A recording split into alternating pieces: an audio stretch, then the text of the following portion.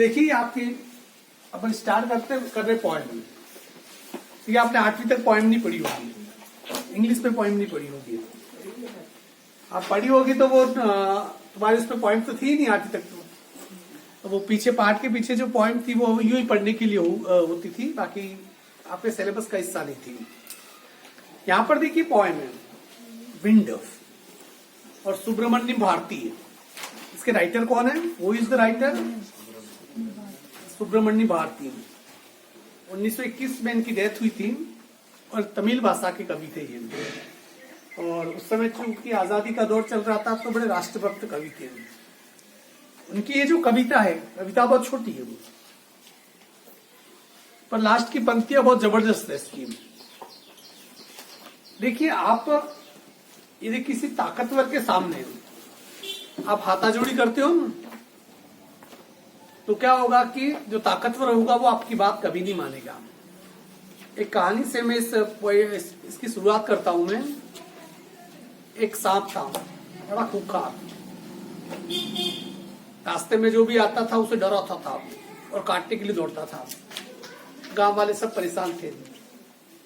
एक दिन साधु उसी रास्ते से गुजर रहा था। गांव वालों ने कहा मत जाओ, मत, बड़ा नाग है, वो पीछे भागेगा, दौड़ नहीं पाए तो काट भी लेगा। साधु ने कहा मेरा यही तो काम है, काटे तो काटने दो। साधु ने कहा मैं तो उसी रास्ते से जाऊंगा। और सांप फुफकारते हुए जब काटने के लिए आया, पर साधु का जो रूप देखा उसने, शांत सौम्य स्वभाव का, तो सांप रुक गया। उसने क्या किया, साधु उसके पास बैठ गया और उसे समझाने लगा। कई बार क्या होता है कि जो जानवर होते हैं, जो दूसरे जीव होते हैं, वो मौन की भाषा समझ जाते हैं। तो उसे समझाने के लिए उसे भेजा, उसे ऐसे समझाने लगा उसे। सब गोभी टमाटर इसमें आ गया।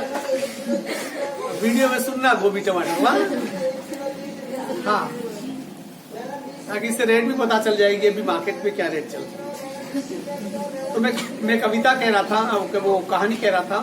तो वो साधु ने उसे समझाया कि दूसरों के ऊपर इस प्रकार से मारने, अपने तरीके से साधु ने सांप को समझाया और सांप सुधर गया। सांप अपने बिल में चला गया। फिर कई महीने के बाद उसी रास्ते से वापस गुजरना हुआ।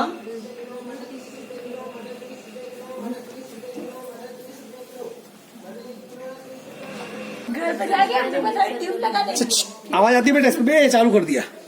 हाँ, तो मैं कहानी बता रहा था उस समय कि फिर वो जो साधु ने समझाया तो सांप समझ गया और सांप फिर अपनी बिल में घुस गया। उसने सोच लिया अब किसी को काटना नहीं, कुछ करना नहीं। कुछ महीनों के बाद साधु वापस उसी रास्ते से लौट के आया। उसने देखा कि उस पेड़ के नीचे जो बिल था उसके पास पे बेचारा सांप दुबला पतला मरील, यूं जगह जगह से शरीर पे चोट लगी हुई थी और बेचारा लगभग मरने की स्थिति पे पड़ा हुआ था। साधु ने कहा कि ये क्या हो गया?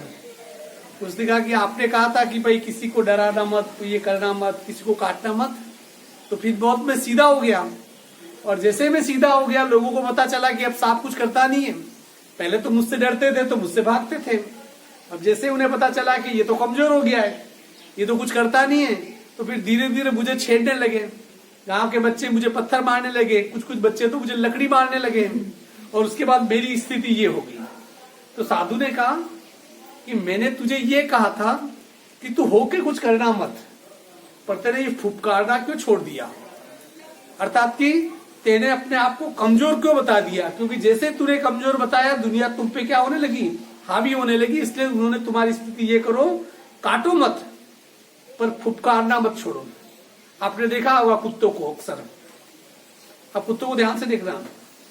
एक कुत्ता किसी के ऊपर भौंकता है ना, एक तरफ तो भौंक रहा है और दूसरी तरफ वो पूंछ भी हिला रहा है। क्या संकेत है? उसका साफ संकेत है, मैं भौंकू और वो डर गया तो वो पूंछ हिलाना बंद कर देगा, क्योंकि उसे पता है कि मैं विजेता हूं, वो डर रहा है। पर वो भौंके और उसे लगे कि सामने वाले ने प्रतिकार किया है, वो उस पर हावी हो रहा है, तो उसकी पूंछ तो हिल ही रही है। तो फिर वो भौंकना बंद कर देगा, उसकी हिलती हुई पूंछ ही बता देगी कि भाई मैंने तेरे सामने सरेंडर कर दिया है। इसलिए रिक्वेस्ट से, अनुनय विनय से, प्रार्थना करने से दुनिया आपकी बात नहीं मानती है। दुर्योधन के पास कृष्ण गए थे, कि भाई तू 5 गांव दे दे, कुछ नहीं दे, पांडवों का आधा राज छोड़ दे, 5 गांव दे दे। प्रार्थना की, हाथ जोड़े। दुर्योधन ने माना नहीं माना। और जब कुरुक्षेत्र का युद्ध हुआ ताकत के बलबूते हुए, तब जाके पांडव जीते। तो यहां पर ये जो पोएम है इसी अर्थ को लेके आई है, पर अलग रूप से। हवा, हम सभी हवा से नफरत करते हैं, तेज बहती हवा से। और ये भी उतनी सच्चाई है कि हवा के बिना हम रह भी नहीं सकते। हवा जीवन का आधार है। तो यहां पर विंड, जो पवन, नाम नहीं है किसी का, हवा को ही कहते हैं। तो उसके बारे में, इसके 2 रूपों के बारे में बताया है। देखिए, आप किसी चीज से डरते इसलिए नहीं हो क्योंकि वो डरावनी है। आप डरते इसलिए हो क्योंकि आप कमजोर हो। इस बात को समझना। आप भूत से डरते हो इसलिए नहीं क्योंकि वो डरावना है, इसलिए क्योंकि आपके मन के अंदर कोई कमजोरी है। आप आने वाले कल से डरते हो, भविष्य से डरते हो, इसलिए भगवान की पूजा करते हो। आप भगवान की पूजा करते हो क्यों? क्योंकि आप डरपोक हो, डरते हो। भगवान को आपने कभी देखा नहीं।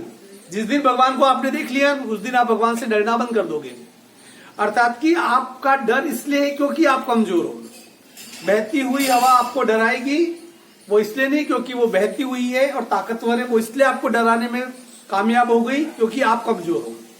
अपने आप को यदि कोई मजबूत कर ले तो फिर उसके मन में कोई डर नहीं रहेगा, किसी के प्रति भी डर नहीं रहेगा। यहां पर जो ये पोएम है जस्ट उसी बात को रिफ्लेक्ट कर रही है। देखिए, विंड कम सॉफ्टली, कवि क्या कह रहा है? हे पवन देव, धीमे चलो। अर्थात कि तेज गति से नहीं, क्योंकि अति जहां होती है वो क्या करती है? विनाश लाती है। विंड कम सॉफ्टली, पॉइंट कह रहा है कि हवा धीरे चलो। Don't break the shutter of the window. जो खिड़कियों में जो कांच वगैरह लगे होते हैं, झिलमिली लगी हुई होती है ना, उसको कह रहे हैं। चिटिकनी वगैरह कई बार क्या होता है कि तेज हवा चलती है तो पूरा फट से खिड़की क्या होती है? खुल जाती है, या और उसके टकराने की वजह से फिर क्या होता है कि वो कांच टूट जाते हैं। तो यहां पर क्या कह रहा है कभी? Don't break the shutter of the window. Window के जो शटर है,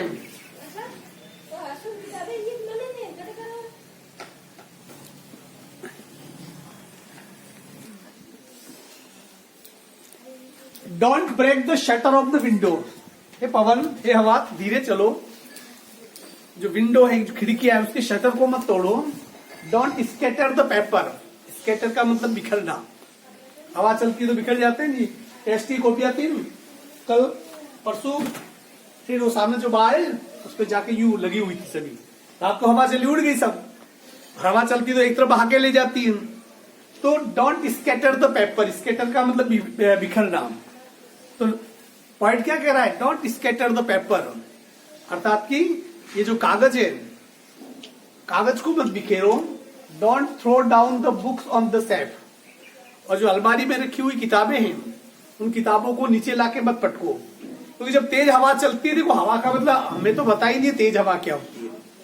जब तेज हवा चलती है तो अच्छे अच्छे पेड़ उखड़ जाते हैं, घर के दरवाजे खिड़कियां तोड़ देते हैं, कई बार तो पूरे घर के घर उड़ जाते हैं। आपने देखा होगा कि अमेरिका में टाइकून आते हैं, टॉर्नेडो आते हैं। ये जो बड़ी बड़ी गाड़ियां वगैरह ना हवा में ऐसे उड़ती है जैसे पत्ते उठ रहे हो, वो चक्रवात होते हैं।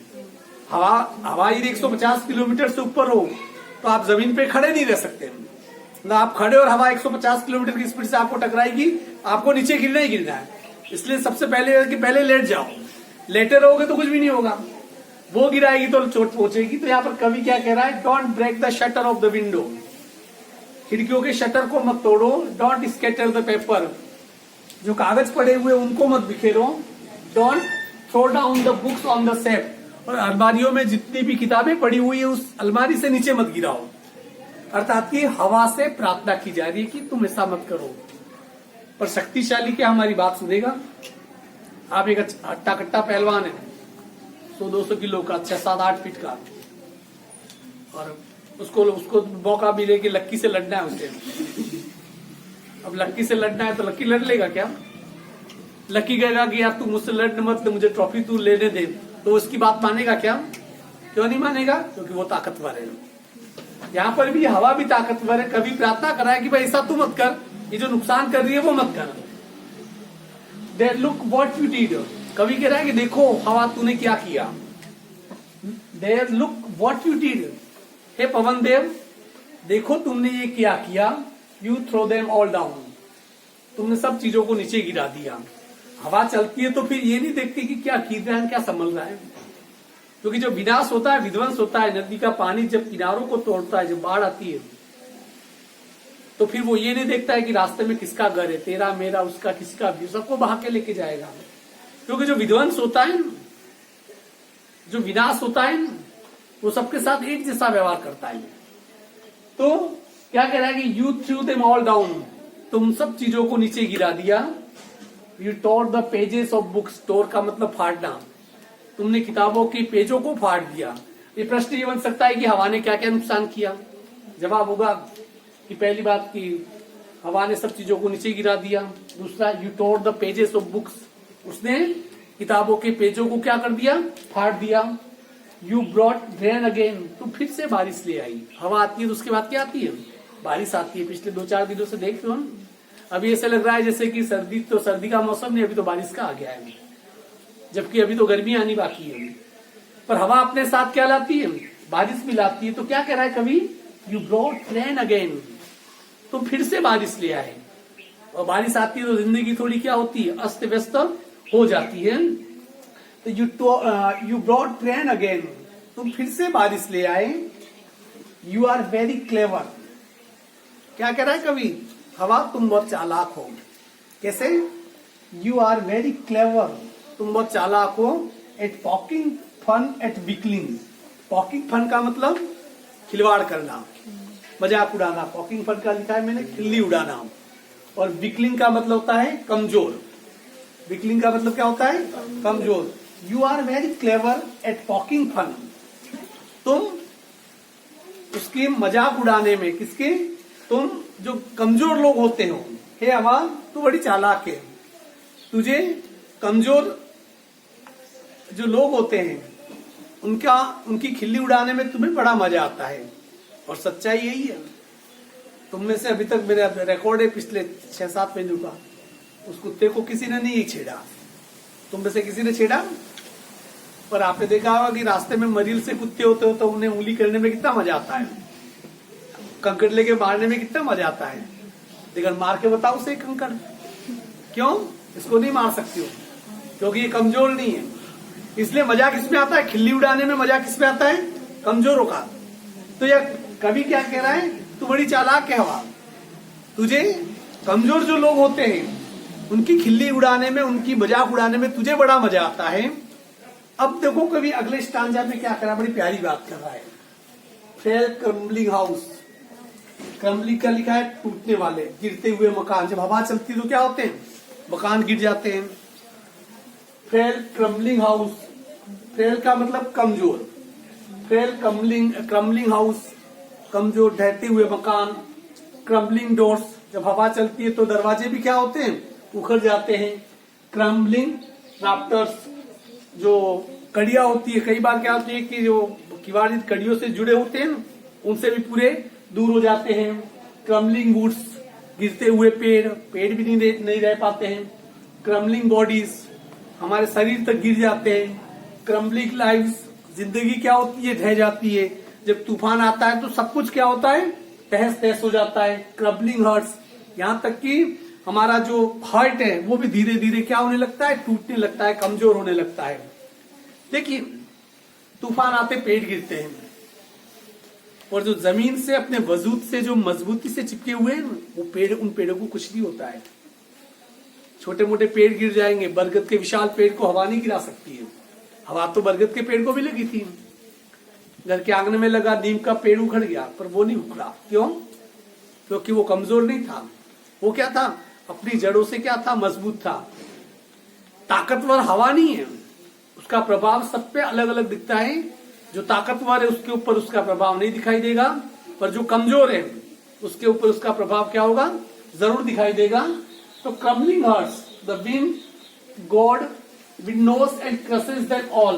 विंडोज का क्या लिखा था, जो द विंड गॉड, जो पवन देव है वो क्या करता है, सबको भटकता है। फटकने का मतलब इधर से लेके उधर पटक देना। The wind god winnows and crushes the wall. और जो पवन देवता होता है इन सबको क्रश कर लेता है, कुचल देता है, नष्ट कर लेता है, चाहे घर हो, चाहे आंगन हो, चाहे पेड़ हो, चाहे दरवाजे हो, चाहे खिड़कियां हो, चाहे इंसानी जिंदगी हो, चाहे उनकी आत्मा तक हो, सबको क्या कर लेता है, क्रश करके रख लेता है, कुचल करके रख देता है। आगे तो राइटर कह रहा है we want to what you tell him. देखिए, हम यदि हवा को कहेंगे कि तुम मत चलो तो वो ऐसा भी करेगी, वो तो चलेगी। क्योंकि हवा का मतलब ही क्या होता है, चलना। वह स्टॉप हो जाए तो it will die. We want to what you tell him. ये वी नहीं होना चाहिए, ही होना चाहिए मेरे हिसाब से। मैं देता हूं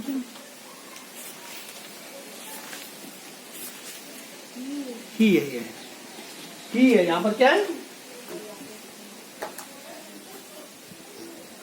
ही है ये। He won't to what you tell, he won't to, won't को शॉर्ट रूप है ये, इसको कैसे लिखते हैं, will not. He will not do, हवा वह काम नहीं करेगी। वॉट यू टेल हिम, जो तुम उसे कहते हो वो काम हवा नहीं करेगी। तुम कहोगे हे हवा, पवन देव से हाथ जोड़ो, हे हवा रुक जा, हवा नहीं रुकेगी। क्यों, सो कम, इसलिए हवा तो उसका काम करेगी, इसलिए चलो लेट्स बिल्ड स्ट्रॉन्ग होम्स। क्या करें, चलो आओ मजबूत घर बनाएं। कमजोर घर ही हवा में टूटते होंगे, पर अपने घर की दीवारों को इतना मजबूत कर लो तो क्या कोई भी हवा उसे गिरा सकती है, क्या नहीं गिरा सकती है। हवा उन्हीं मकानों को गिराएगी जिनकी छत घास फूस की बनी होगी, जिनकी दीवारें कच्ची होगी। मजबूत दीवारों वाले घर को हवा भी नहीं गिरा सकती है। तो कवि क्या कह रहा है, लेट्स बिल्ड स्ट्रॉन्ग होम्स, चलो मजबूत घर बनाते हैं। Let's joint the door firmly, जो दरवाजे जो लगाते हो ना उनको मजबूती से जोड़िए, अर्थात कि जो इसमें कड़ियां लगाते हो वो ताकतवर कड़ियां लगाए, हवा उसे तोड़ नहीं पाएगी। हवा जोर आजमाइश करेगी पर हवा उसे तोड़ नहीं पाएगी। Practice to form the body, let's join the door firmly, practice to form the body. और फॉर्म्स का मतलब दृढ़ मजबूत, बॉडी का मतलब शरीर, प्रैक्टिस का मतलब व्यायाम। योग करके, व्यायाम करके अपने शरीर को मजबूत बनाओ कि हवा तुम्हें गिरा नहीं सके, हवा तुम्हें डरा नहीं सके। Practice to form the body, make the heart steadfast, और जब तक हो सके अपने इस दिल को क्या कर लो, मजबूत बना डालो। क्योंकि देखिए, आपका शरीर भले कैसा भी हो पर आपका दिल कमजोर होगा तो मजबूत शरीर भी किसी काम का नहीं। इस दिल का मजबूत होना बहुत जरूरी है। छोटी मोटी बातों पे आपका दिल क्या होता है, वो हार मान लेता है। Practice to form the body, make the heart steadfast, दिल को मजबूत बना दो। डू दिस, ऐसा करो, and the wind will be friends with us, और तब ये हवा तुम्हारी दोस्त बन जाएगी। देखिए, दोस्ती किसके बीच में होती है, बराबरी वालों के बीच में। हवा बहुत ताकतवर है और मकान बहुत कमजोर है, तो ताकतवर कमजोर की दोस्ती हो सकती है, नहीं हो सकती है। जितनी हवा ताकतवर है उतनी अपने मकान को मजबूत बना दो, तब हवा मकान का कुछ बिगाड़ पाएगी नहीं, क्योंकि घर भी ताकतवर है, हवा भी ताकतवर है, दोनों अब क्या बन गए, दोस्त बन गए। इसलिए खुद को ताकतवर बना दो इतना कि दोस्ती की जा सके। यदि हम ताकतवर होंगे तो हम फिर किसी से नहीं डरेंगे। And the wind will be friends with us, और तब ये हवा जिससे हम डरते थे, जिससे हम सहते थे, वो हमारी क्या बन जाएगी, दोस्त बन जाएगी। नीचे वाली 4 लाइनें कमाल की है और सही भी है, समझे इसे। The wind blows out weak fires, blow का मतलब बुझाना, वीक फायर्स, वीक का मतलब कमजोर, फायर्स का मतलब आग। क्या कह रहा है देखिए, the wind blows out weak fires, हवा किसे बुझाती है, जो कमजोर आग है उसे बुझाती है। आपने देखा होगा कि मामूली आग लग रही है, हवा चली तो वो क्या हो जाएगी, बुझ जाएगी, सही बात है। परंतु आपने देखा होगा कि चिता की लपटें उठी हुई हो, चिता जब जलाने जाते हो, आप तो नहीं होंगे, जब उसकी लपटें उठी होती है और जब तेज हवा चलती है तो वो हवा उन लपटों को बुझा नहीं पाती है, वो हवा उन लपटों को और भी तेज कर लेती है।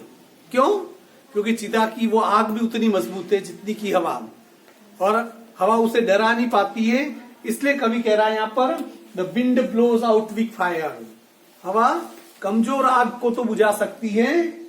He makes strong fires roar and flourish, और वही यदि आग मजबूत है, लपटें मजबूत है, तो वही हवा क्या करेगी, उस आग को और तेजी से जलाएगी। फ्लोरिस का मतलब उसे और बढ़ाएगी, अर्थात कि वो आग क्या होगी, और बढ़ेगी। इसलिए गलती हवा की नहीं है, गलती ये यदि आपके घर का चूल्हा यदि बुझ जाता है हवा से, तो इसका मतलब वो कमजोर आग थी। यदि वही आग मजबूत होती तो हवा से वो चूल्हा और तेजी से जल जाता। तो कवि यहाँ पर यही कहना चाहता है कि यदि आप कमजोर हैं तो फिर कोई भी आपके साथ नहीं है। If you are strong that nobody can be harm you, तुम्हें कोई नुकसान पहुंचा नहीं सकता है। Nobody can destroy you, depend on you, either you are weak और स्ट्रांग। तुम कितने मजबूत हो या वैसे वो हंसी आ रही है, पर मैं इस पूरे 12th होती तो पूरी क्लास इसका मैं इंग्लिश में ही अर्थ करता मैं, पर चूंकि तुम छोटे बच्चे हो इसलिए मुझे हिंदी में करना पड़ रहा है। तो देखिए, his friendship is good, we praise him every day. और इस प्रकार से यदि हम मजबूत हैं तो उसकी दोस्ती बहुत अच्छी है, और हम हर दिन उसकी क्या करते हैं, प्रशंसा करते हैं। कहने का तात्पर्य यह है इस पूरी कहानी का, the central idea of this poem, not be weaker, be strong yourself. If you are weak anybody can be harm you, but if you are strong then you can face every problem, and this is the life. You have to be more stronger and stronger. Either you will be wiped out. यदि कमजोर हो तो तुम्हें मिटा दिया जाएगा, क्योंकि कमजोर को आज कोई भी नहीं पूछता है। आपने देखा वो कक्षा में सबसे कमजोर बच्चा होता है, दिमागी रूप से भी और शारीरिक रूप से। क्या होता है, उसकी तरफ कोई ध्यान नहीं देता, वो कमरे में किसी क्लास के कोने में वो पड़ा रहता है, क्योंकि उसकी अपनी कमजोरी है। आपने देखा होगा कि अक्सर जो मरील से बच्चे होते हैं उनके दोस्त ज्यादा होते हैं। क्यों होते हैं, क्योंकि उसे पता है कि मैं मरील सा हूं, दोस्त नहीं करूंगा तो मारेंगे पीटेंगे मुझे, तो पहले ही दोस्ती कर लेता है। और जो बहुत स्ट्रांग लोग हैं उनके दोस्त बहुत कम होते हैं, क्योंकि वो किसी से डरते नहीं है। मतलब ये कि अनुनय विनय से, प्रार्थना से, हाथ जोड़कर रिक्वेस्ट करके कभी कुछ भी नहीं मिलता है। मिलता है तो आपके अपने परिश्रम से, तुम्हारी विल पावर से। If you are strong then nobody can destroy you. इसलिए अपने आप को क्या करो, मजबूत बनाओ। कमजोर आग होगी तो हवा बुझा लेगी, पर आपकी आग अपनी मजबूत है तो हवा आपको बुझा नहीं पाएगी। वो हवा उससे और भी क्या करेगी, आगे बढ़ाएगी, उसे और भपका देगी। तो यही इस पूरी कविता का क्या है, सारे। इसमें स्टांजा कैसे एक्सप्लेनेशन करते हैं वगैरह वगैरह, इसके बारे में हम क्या करेंगे, इसके बारे में हम कल डिस्कस करेंगे। ओके, 5 मिनट का ब्रेक ले लो।